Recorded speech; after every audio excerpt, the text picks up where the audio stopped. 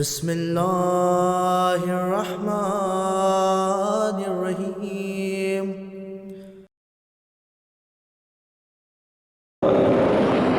وآلہ الطیبین الطاہرین المعصومین المظلومین ولعنۃ اللہ علی اعدائہم اجمعین رب اشرح لی صدری ویسر لی امری واحلل عقدۃ من لسانی یفقہوا قولی اما بعد فقد قال اللہ تبارک وتعالی فی قرآنہ الکریم وهو اصدق الصادقین وقولہ الحق بسم اللہ الرحمن الرحیم شہر رمضان الذي انزل فيه القرآن هدى للناس وبينات من الهدى والفرقان صلوات پڑھ دیں محمد و آل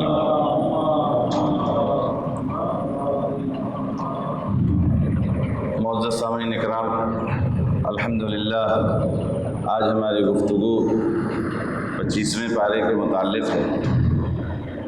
یہ پارہ 5 جز پر مشتمل ہے، یعنی سورہ فصلت جو سورہ سجدہ کل نامکمل رہ گئی تھی وہ حصہ، اور سورہ شورا، سورہ زخرف اور سورہ دخان اور سورہ جاثیہ پر مشتمل ہے۔ سب سے پہلے جو سورہ فصلت کے بقیہ آیتوں میں اس میں علم الہی کا تذکرہ ہے۔ قیامت کا علم اللہ کو ہی ہے اور اس کے علاوہ کسی کو نہیں ہے۔ اس کے علم کے بغیر نہ کوئی پھل اور کلی کھلتی ہے اور نہ پھل اپنے شگوفوں سے باہر آتا ہے، اور نہ کوئی مادہ یعنی کوئی بچہ اس دنیا میں آتا ہے اور نہ کوئی اور امور انجام پاتے ہیں خدا کے علم کے بغیر۔ پھر انسان کی کمزوری اور اس کا ضعف کا تذکرہ ہے کہ انسان آسودگی مانگتے ہوئے تھکتا نہیں ہے کہ خدا یہ دے دے یہ دے دے، یہ سب آرام و آسائش کا سامان خدا کی بارگاہ میں مانگتے ہوئے انسان تھکتا نہیں ہے، لیکن جب کوئی آفت آ جاتی ہے تو وہ مایوس ہو جاتا ہے۔ یہ انسان کی کمزوری ہے۔ وہی خدا جو مختلف نعمتوں سے نواز دیا، وہی خدا اگر ذرا سا آزمائش میں مبتلا کر دے تو انسان مایوسی کا شکار ہو جاتا ہے۔ اس کے بعد یعنی اپنے آس اور خدا سے امید کو توڑ بیٹھتا ہے۔ جب اللہ انسان کو نعمتوں سے نوازتا ہے تو وہ منہ پھیرتا اور اکڑ جاتا ہے، اور جب اسے تکلیف پہنچتی ہے تو وہ لمبی دعائیں کرنے لگتا ہے۔ آیت نمبر 51 کے یہ مفاہیم۔ اس کے بعد آفاق اور انفس میں نشانیاں، یعنی دنیا میں اور انسان کے اندر خداوند عالم کی کتنی نشانیاں ہیں۔ ہم ان قریب انہیں اپنی نشانیاں دنیا میں دکھائیں گے اور خود ان کی ذات میں، یہاں تک کہ ان پر واضح ہو جائے گا کہ یقیناً وہی حق ہے۔ اس کے بعد سورہ شورا ہے۔ سورہ شورا کہ جس میں سب سے پہلے یعنی اصول دین کے متعلق گفتگو ہے۔ اب اصول دین میں خصوصی طور پر توحید، قیامت اور نبوت، مزید اس میں اخلاقی باتیں اور اجتماعی باتیں ہیں کہ جو انسانی سماج اور معاشرے کے لیے نہایت مفید ہیں۔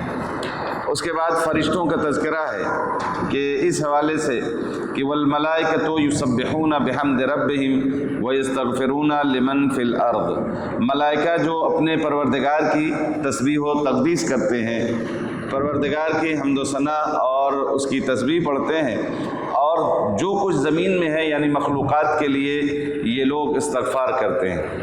یہ اہل زمین کے لیے استغفار کرنا یعنی ملائکہ کے کاموں میں سے ایک کام ہے۔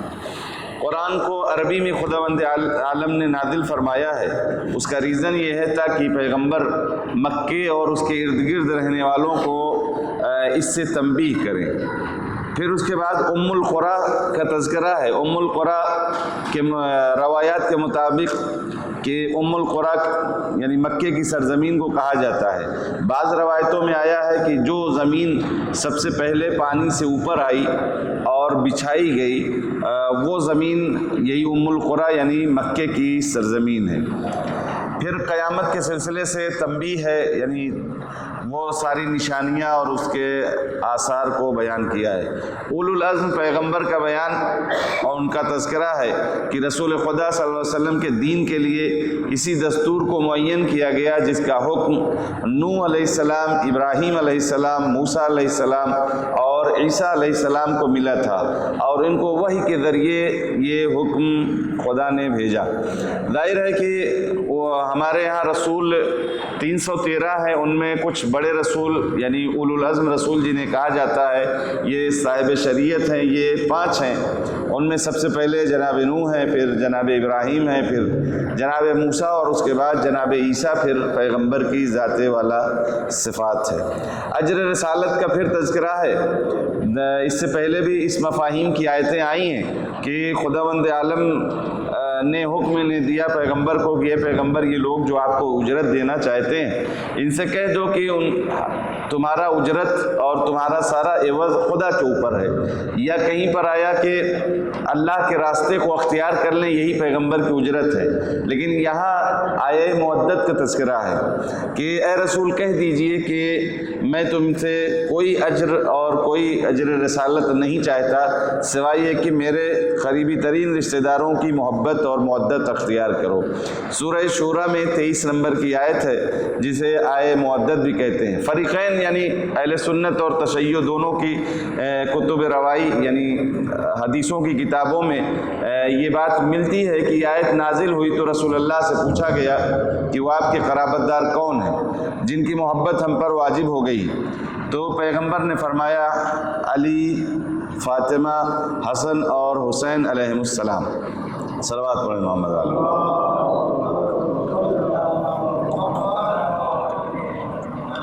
اس کے بعد فخر رازی اور یہ زمخشری یہ لوگ اہل سنت کے عظیم اور بڑے مفسر ہیں اور محدث ہیں اور عالم ہیں۔ ان لوگوں کا بیان ہے، فخر رازی نے اپنی تفسیر میں لکھا کہ پیغمبر سے لوگوں نے پوچھا کہ یہ قربا کون ہے، تو پیغمبر نے انہی کا نام لیا کہ علی و فاطمہ و حسن اور حسین علیہ السلام۔ پھر ان لوگوں نے ایک اور بات کا تذکرہ کیا ہے جو اسی تفسیر میں اسی آیت کے ذیل میں ہے کہ پیغمبر نے فرمایا ہے من مات علی حب آل محمد ماتا شہیدا، من مات علی حب آل محمد ماتا تائبا، من مات علی حب آل محمد ماتا مستکمل الایمان، من مات علی حب آل محمد ماتا علی السنت والجماعہ۔ پیغمبر کی اس حدیث کو انہوں نے تفصیل سے ذکر کیا ہے اس آیت کے ذیل میں کہ پیغمبر نے فرمایا ہے جو آل محمد کی محبت میں مر جائے وہ شہید ہے۔ پھر فرمایا کہ پیغمبر نے یہ کہا ہے کہ جو آل محمد کی محبت میں مر جائے وہ بخشا ہوا ہے یعنی توبہ کیا ہوا ہے۔ پھر فرمایا کہ پیغمبر نے فرمایا ہے کہ آل محمد کی محبت میں جو لوگ مر جائیں اس کا مستکمل الایمان یعنی اس کا ایمان مکمل ہے۔ آگے پھر اسی لفظ کو اور بدل کر کے من مات علی حب آل محمد مات علی السنت والجماعہ یعنی جو آل محمد کی محبت میں مر جائے وہ سنت اور سیرت پیغمبر کے ساتھ دنیا سے گیا ہے۔ یہ مفصل یعنی پیغمبر کے دین اقدس سے نکلے ہوئے جملے ہیں جو اہل سنت کے بزرگ اور بڑے مفسر اور محدث نے اپنی کتاب میں اس کو جگہ دی ہے۔ اب سوال یہ پیدا ہوتا ہے کہ کیا مودت بغیر اطاعت کی پیدا ہو سکتی ہے؟ یعنی جو ہماری گفتگو ہے کہ یہ جو فضائل آپ نے سن لیے کہ جو آل محمد کی محبت میں مر جائے شہید ہے، توبہ کیا ہوا ہے، مستکمل الایمان یعنی اس کا ایمان مکمل ہے، پھر وہ سیرت اور سنت پیغمبر پر مرے گا، یہ ساری باتیں مودت کے ساتھ ساتھ کیا اطاعت کا تقاضا کرتی ہیں نہیں کرتی ہیں؟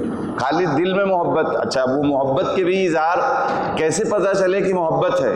تو محبت کے لیے اطاعت تو ضروری ہے۔ اب انہوں نے یہ اسی بات کا تذکرہ کیا ہے کہ کیا محبت یا مودت بغیر اطاعت کے پیدا ہو سکتی ہے؟ یعنی جو پھر شہادت یا ایمان مکمل ہونا یا مغفرت کے ساتھ اس رتبے سے جانے کے برابر ہو جائے، اس کو سوچنے کی ضرورت ہے۔ پھر آگے اسی کے بالکل برعکس اپوزٹ بھی وہ الفاظ نقل کیا ہے پیغمبر کے ساتھ، یعنی ایک طرف یہ کہا ہے کہ اہل بیت کی محبت شہید کا درجہ، اہل بیت کی محبت یعنی مغفرت کیے ہوئے کا درجہ، اہل بیت کی محبت ایمان کے مکمل ہونے کا درجہ، آل محمد کی محبت پیغمبر کی سیرت اور سنت پر اس دنیا سے جانے کا درجہ۔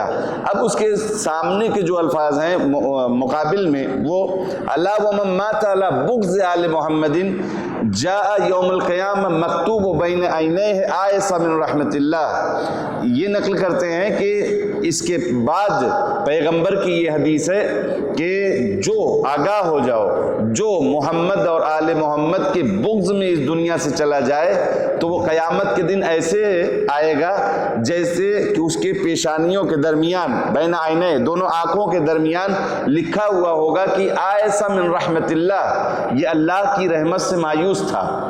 یہ پھر آگے ہے وَأَلَا وَمَن مَاتَ عَلَى بُغْضِ آلِ مُحَمَّدٍ مَاتَ کافرا، جو آل محمد کی محبت بلکہ بغض میں مر جائے وہ ایسے مرے گا جیسے کافر مر گیا۔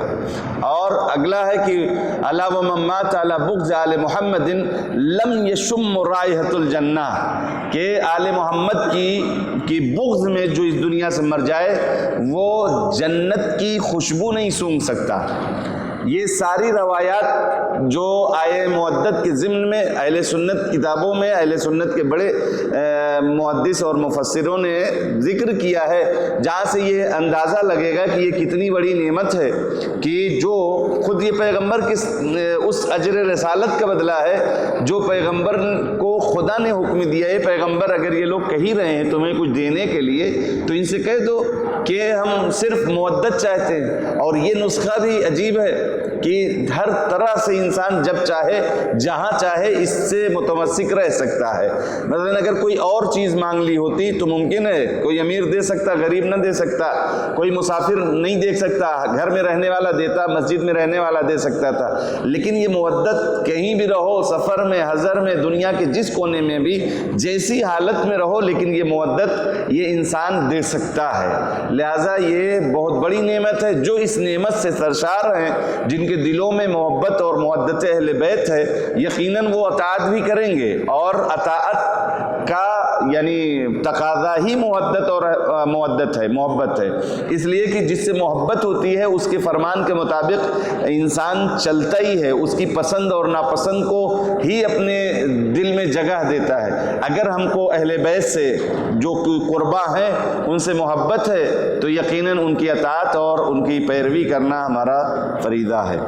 بہترین اور پائیدار چیزیں حاصل کرنے والے یہ کچھ لوگ ہوں گے قیامت کے دن کہ جو ایسی چیزوں کو حاصل کر لیں گے کہ جو کبھی ختم ہونے والی نہیں ہے، اور اسی کے مقابل میں کچھ ایسے بھی افراد ہیں کہ جو ان کا سرمایہ سارا جو راکھ بن جائے گا، جو ہوا میں اڑ جانے کے قابل ہوگا۔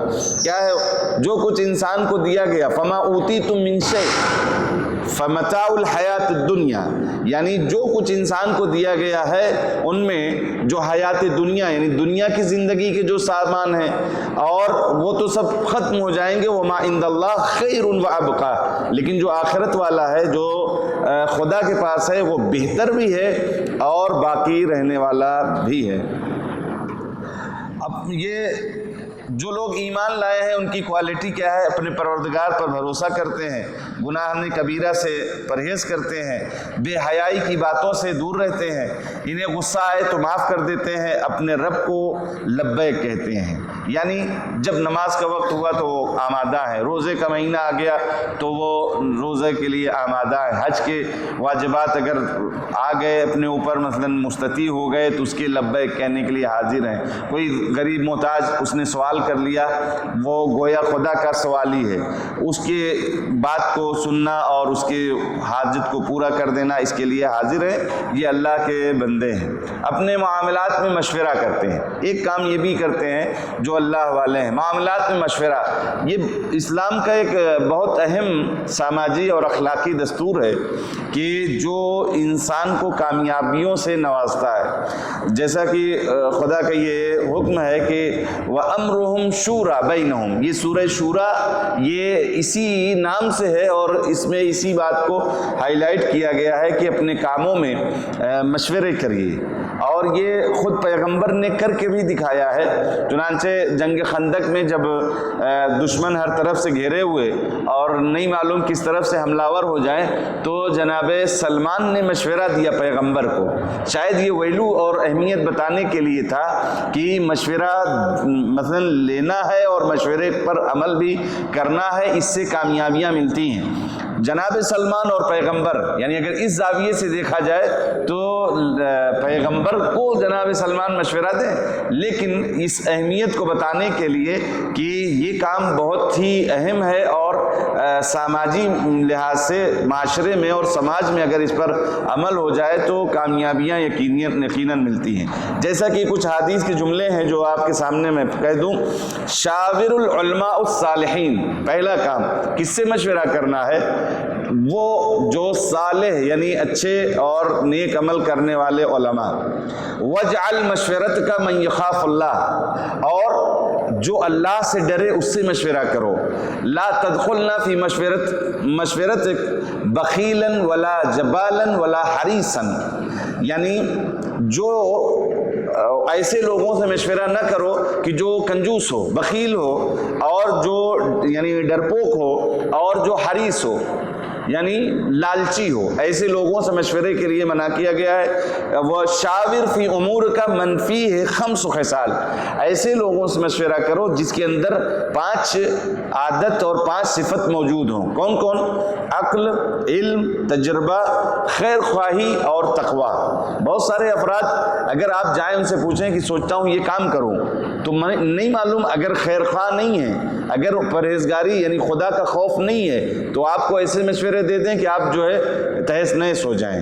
لیکن اسی لیے کہا گیا ہے کہ مشورہ کرنا بہت ضروری ہے اگر بات سمجھ میں نہیں آ رہی ہے، اور ایسے سے مشورہ کرنا کہ جو مخلص ہو، جو تجربے کار ہو، جو اللہ کا خوف اپنے اندر رکھتا ہو۔ امیر المومنین نے نہج البلاغہ میں ایک جملہ کہا ہے کہ جس سے یہ مفہوم ہے جس کا کہ عورتوں سے مشورہ نہیں کرنا چاہیے۔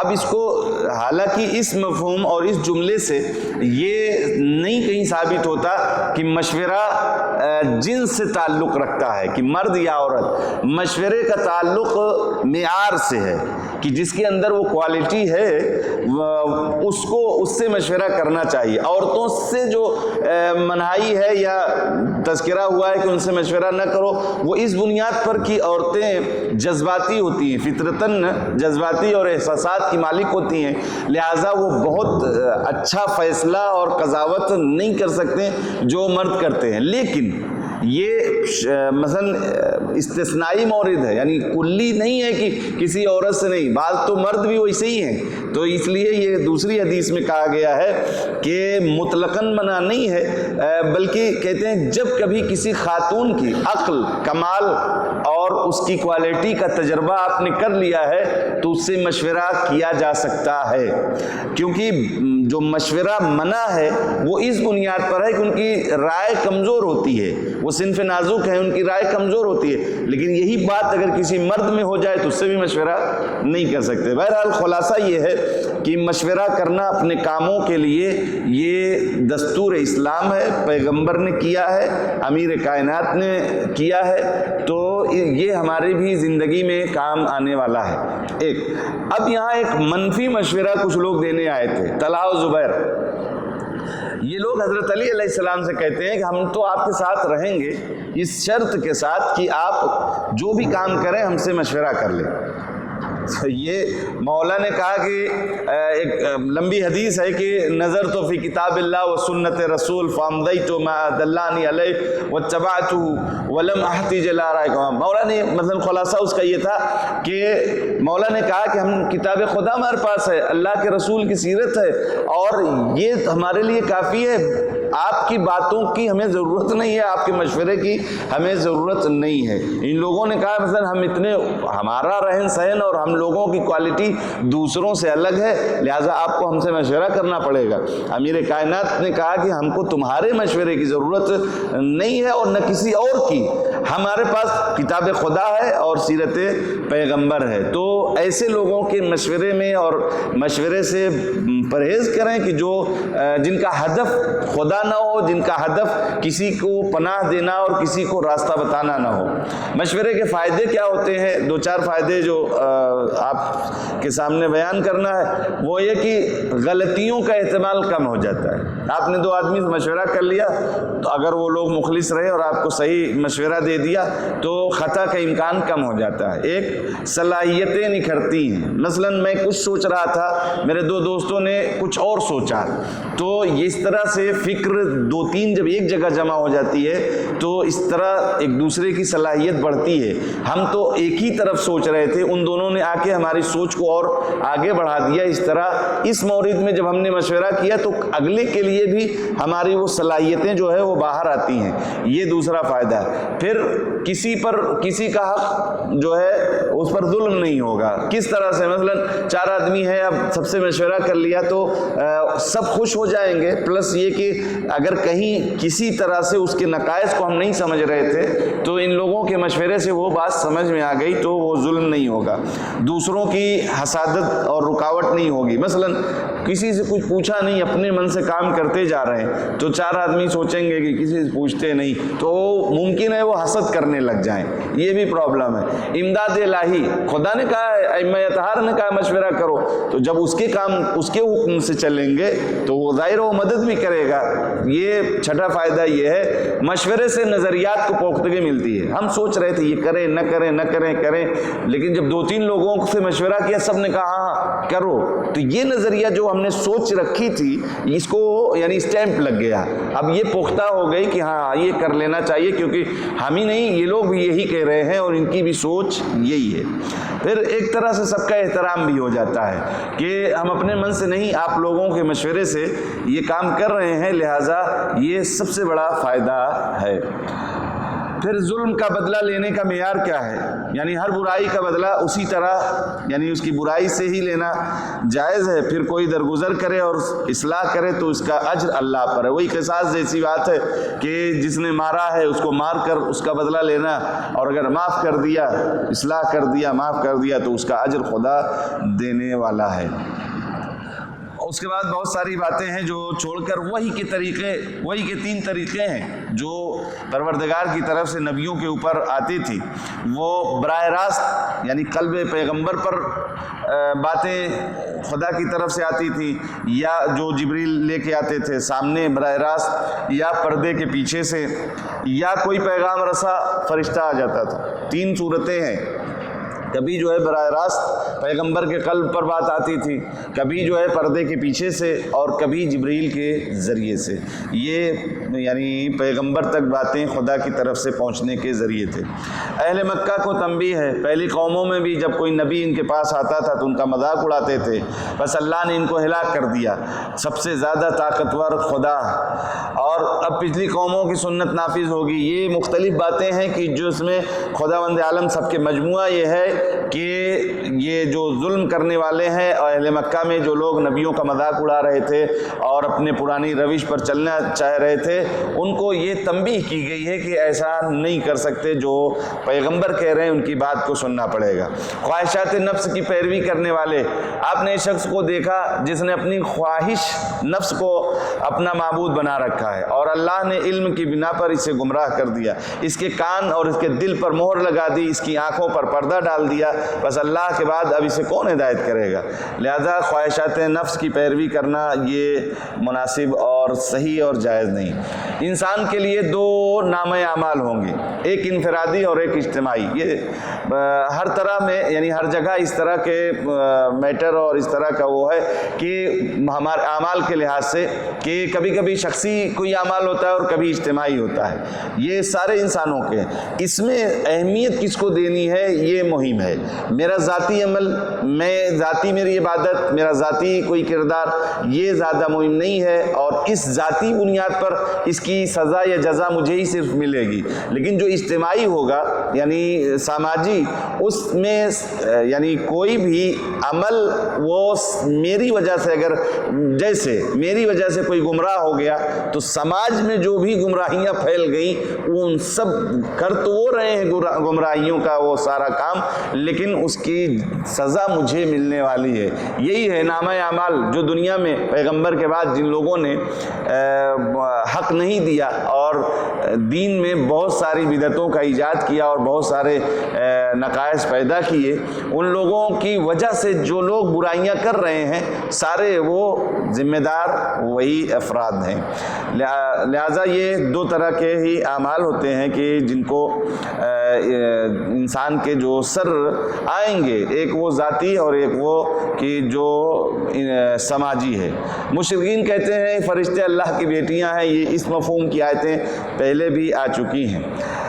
وَإِذَا بُشِّرَ أَحَدُهُم بِمَا ضَرَبَ لِلرَّحْمَنِ مَثَلًا ظَلَّ وَجْهُهُ مُسْوَدًّا. عرب کی ایک خاص عادت تھی کہ جب ان کے ہاں بیٹیوں کی خبریں انہیں سنائی جاتی تھی تو ان کے چہرے یعنی غصے میں سیاہ ہو جاتے تھے، اور وہ لوگ یعنی حتیٰ زندہ درگور کر دیا کرتے تھے. یہ عرب جاہلی کی ایک غلط بدعت اور غلط روش تھی.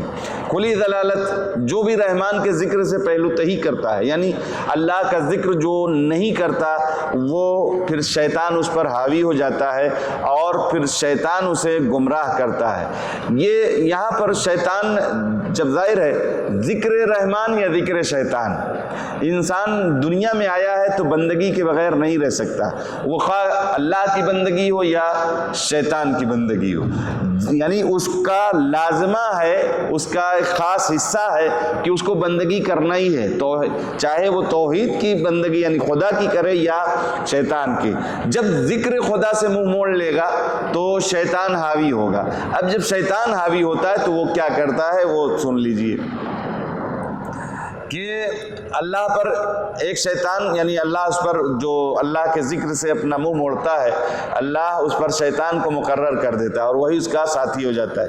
اب یہاں ہے خطوات شیطان، یعنی شیطان قدم قدم ایک قدم آگے بڑھے. یہ اس مفہوم کی آیت پہلے گزری ہے، لیکن یہ تھوڑا سا اس میں اور تفصیل ہے، اس لیے اس کو ذکر کرتے ہیں کہ کیونکہ شیطان کھلا ہوا دشمن ہے، اس کو ہمیں محسوس کرنا ہے. ہم اگر محسوس کر لے گئے تو پھر اس کے بہکاوے میں نہیں آ سکتے. پہلا کام شیطان کا جو ہے مرحلے اول میں وہ وسوسہ ڈالتا ہے. یہ انہوں نے ایک فیصلہ کر لیا، اب یہ صحیح ہے نہیں ہے، کہیں ان کا مقصد تو نہیں ہے، کہیں ان کا فائدہ تو نہیں ہے، کہیں مختلف قسم سے وسوسے آتے ہیں. فوسوسہ الیہ یعنی جو قرآنی آیت کے جملے ہیں کہ جس میں ہے کہ اس کی طرف شیطان وسوسہ پیدا کرتا ہے، پھر آگے بڑھ کے مس کرتا ہے جو ہمیں محسوس نہیں ہوتا، لیکن وہ قرآنی آیات ہے کہ وہ مسہم طائف، یعنی شیطان پھر پورے گروپ کو جو ہے مس کرتا ہے. تیسرے مرحلے میں دل میں جگہ بناتا ہے.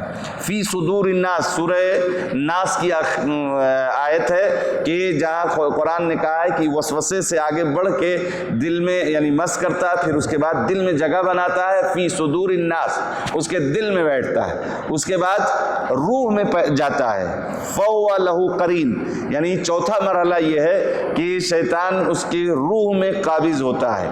اس کے بعد پانچواں مرحلہ کیا ہے؟ انسان کو اپنے گروہ کا ایک ممبر بنا لیتا ہے.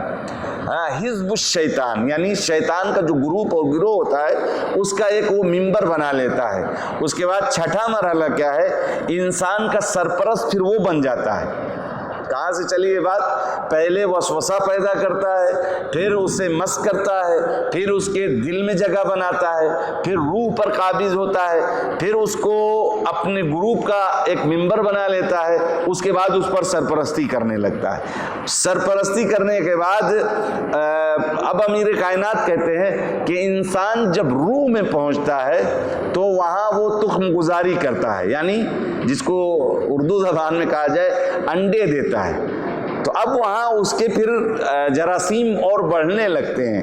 وہ مومن کے لیے ہے نا وہ نقطۂ سفید جو ہے نقطۂ سیاہ میں وہ بڑھنے لگتا ہے. شیطان جب قابض ہو گیا تو مختلف زاویوں سے پہلے دھیرے سے, اس دن ہم نے مثال دی تھی کہ پہلے مستحبات چھوڑوا لیا, پھر کہا کہ تو مستحبی ہے واجب کر لو, اس کے بعد مکروہات کو کروا دیا کہ یہ تو مکروہ ہے مطلب حرام تو ہے نہیں, پھر مستحب آپ نے چھوڑ دیا, مکروہ آپ نے کر لیا, اس کے بعد کا مرحلہ جانے دو, وہ دکھاتا ہے, تم کیوں اتنا پریشان ہو, اس کو دیکھو, اس نے تو تم تو 2 ٹائم آ بھی جاتے, وہ کسی ٹائم نہیں آتا نماز میں, تو اس طرح سے بہلاتا ہے. اسی کو کہتے ہیں شیطان ہمارے اعمال کو مزین کر کے خوبصورت بنا کے پیش کرتا ہے, اس کا کام مثلا یہی ہے. تو ہم تھوڑا سا مطمئن ہو جاتے ہیں, یار ہم ہی تھوڑی ہیں. ابھی دیکھو میں تو کسی دن 1-8 ٹائم 3 ٹائم میں سے مسجد پہنچ بھی جاتا ہوں, اس کو دیکھو فرصت ہی نہیں ہے, وہ آتا ہی نہیں ہے. تو یہ جب کمپیئرنگ کا والا میٹر آتا ہے تو پھر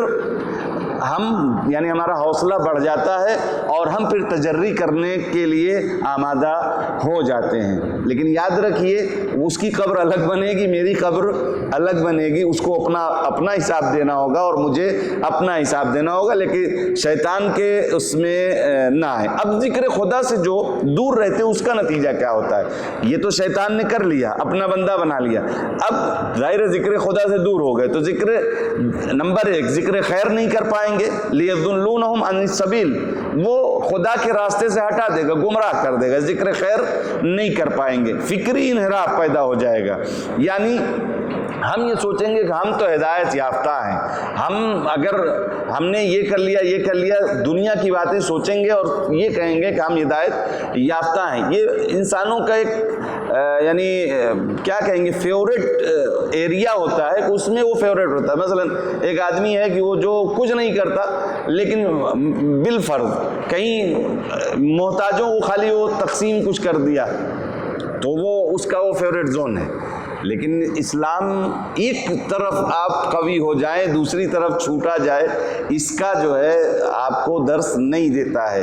ہر طرف انسان کو ہر طرف ہر زاویے سے یعنی جو جتنے واجبات ہیں اس پر عمل پیرا ہونا ہے. اور وہی پھر شیطان کہے گا اس کو اس عمل کو دکھا کے کہے گا کہ تم ٹھیک کر رہے ہو, دیکھو کوئی ہے ہی نہیں یار, تمہارا ہی تو نام ہے, پورا شہر دیکھ لو کہیں جاؤ کوئی سنتا ہی نہیں, تم ہی ایک سنتے ہو, تم ہی ایک ہو, تم ہی ایک ہو. تو اس میں وہ یعنی اس کا سینہ چوڑا ہونے لگتا ہے, جبکہ یہ بالکل قرآنی لحاظ سے صحیح نہیں ہے. پھر اور نصیحتیں نہیں سنتا, یعنی جب ذکر خدا سے دور ہوتا ہے شیطان حاوی ہو جاتا ہے تو کوئی نصیحت سنتا, ارے مولانا ٹھیک ہے آپ اپنی بات پوری کر لو لیکن یہ اپنا تو یہ سب چلے گا. تو اس طرح کی باتیں یعنی وہ پھر نصیحتیں نہیں سنائی دیتی. توبہ نہیں کرتا کیونکہ وہ اپنے کو صحیح سمجھتا ہے. توبہ وہ کرتا ہے کہ جو اپنے کو غلط یا اپنی خامی کو نظر میں لائے کہ ہاں یہ مجھ سے غلطی ہو گئی یا میرا یہ کرنا غلط ہے. جب وہ اپنی ساری کام کو اپنے اٹھنے بیٹھنے سونے جگنے ملنے جلنے سب کو وہ صحیح اور یس اوکے گرین زون میں رکھتا ہے تو پھر وہ کبھی توبہ کے قریب نہیں جانتا. پھر زندگی تنگ ہو جاتی ہے اور وہ دنیا میں حق دیکھنے سے اندھا ہو جاتا ہے. اب یہاں ایک اور بات جو صاحب تفسیر نور نے لکھا کہ شیطان کوئی بھی ہو سکتا ہے. شیطان ایک کردار ہے, وہ کردار کسی میں بھی آ سکتا ہے. وہ کبھی بیوی کی شکل میں, کبھی شوہر کی شکل میں, کبھی باپ کی شکل میں, کبھی بیٹے کی شکل میں, کبھی دوست کی شکل میں, کبھی کسی بھی روپ کو وہ دھارن کر سکتا ہے اور کسی بھی اینگل سے وہ آ سکتا ہے کہ جو اس کردار کو پیش کر دے کہ جو شیطان کا کام ہے. لہذا اس کو ہمیشہ ہر موڑ پر ہر لمحے انسان اپنے ذہن میں رکھے کہ شیطان ہمارا کھلا ہوا دشمن ہے, لہذا اس کے بہکاوے میں نہ آئے. پھر بہشتی نعمتوں کا تذکرہ، بہت ساری باتیں چھوڑ دیا، وقت میں مکمل کرنا ہے کہ ساری آنکھیں اور سارے جو نعمتیں بہشتی ہوں گی وہ سب کو بھائے گی، آپ کی زبان میں کہا جائے سب کو اچھی لگے گی، وہ جو بھی آنکھ ہوگی، جو بھی ٹیسٹ ہوگا وہ سب کو لگے گی، متنوع ہوگی، یعنی ایک ہی چیز، وہی مثلا رنگڑا بٹیٹا روز نہیں رہے گا، مطلب مختلف ہوں گی، آج یہ ہے تو کل وہ ہے، تو وہ یہ نعمت بہشتی کا یہ یعنی خصوصیت ہے، خوبصورت ہوں گی، اپنی پسند کی ہوں گے، اور وہی آنکھیں اس کو دیکھنے سے تھکیں گی نہیں، بہت ساری چیزیں دیکھتے دیکھتے طبیعت عاجز آ گئی ہے، اب تو آنکھوں کو بڑا بورنگ لگتا ہے، تو لیکن جو جنت کی نعمتیں ہوں گی وہ اس میں تھکاوٹ نہیں ہوگی، دل اور چاہے گا کہ اور بھی اسے دیکھتے رہیں۔ خدا ہمیں علم و عمل کی توفیق عطا فرما کہ ہم لوگ اس پر چل کر نعمت بہشتی کے مستحق قرار پائیں۔ یا اللہ جب تک اس دنیا میں رہیں قرآن و اہل بیت کے ساتھ رہیں، اور جب اس دنیا سے جائیں تو شفاعت قرآن و اہل بیت سے محروم نہ ہوں۔ وآخر دعوانا الحمد للہ رب العالمین۔